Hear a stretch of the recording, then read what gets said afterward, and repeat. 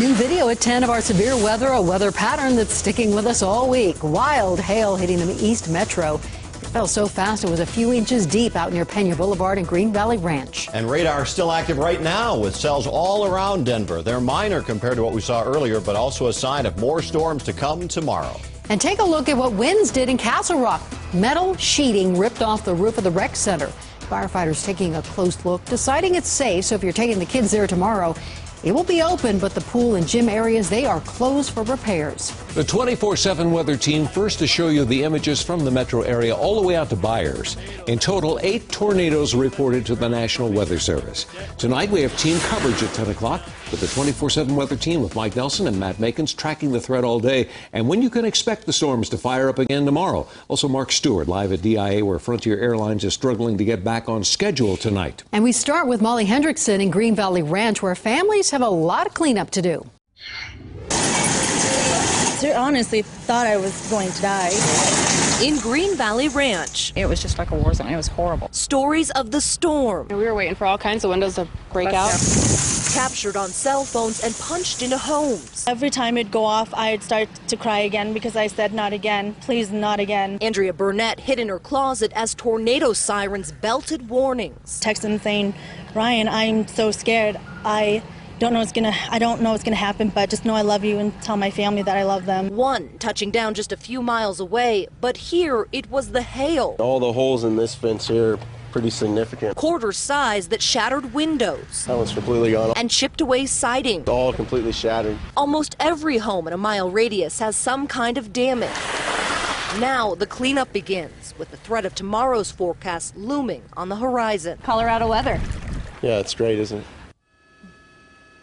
That was Molly Hendrickson reporting Air Tracker 7 getting a pretty impressive view of what was left behind at Dick's Sporting Goods Park.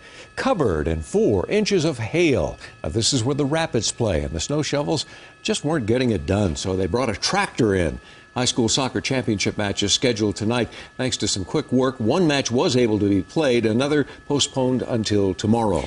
And one Stapleton family heading straight for the basement after this tree rattled their house. This was near 32nd and Carson.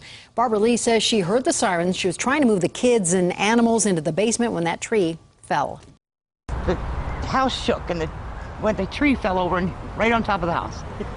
It was just, the wind was just pouring through the house because the windows were open. She's still not sure how much damage the tree caused, but for now she cannot use her front door. Still a lot of storms out there. The heaviest of the storms have moved off into Kansas now. You can see this huge area of thunderstorms there. The severe thunderstorm watch remains in effect northeast Colorado until midnight, but most of the storms moved out of the northeast corner of the state. But we have more thunderstorms redeveloping now in the humid air left behind from this afternoon's band of storms. One line of thunderstorms, not severe, but producing quite a bit of lightning from Bennett and extending all the way down to Kiowa. These are moving toward the northeast at about 20 miles per hour. Other scattered storms been moving off and on through the metro area all evening long. One near Idaho Springs right now. Another one around Broomfield and Louisville. That is moving toward the northeast. Brief heavy rain, maybe some small hail, and the frequent lightning with the storms. Up toward Dacono and Fort Lupton, up south of Platteville. More storms continuing over Weld County. You can see them as well back to the west, Poudre Park down to Estes Park. Along the Front Range, the atmosphere is full of moisture, and so the prep list for tomorrow, late night rumbles into the early morning hours, fog early tomorrow, heavy rain with possible flash flooding tomorrow afternoon. Thanks, Mike. Hail was the biggest problem from our severe storms today. Take a look at what drivers had to deal with out on Tower Road. A couple of inches of that left behind. Snow plows brought in to clear Pena Boulevard. Traffic had come to a standstill at times on the way to the airport. DIA taking a direct hit from this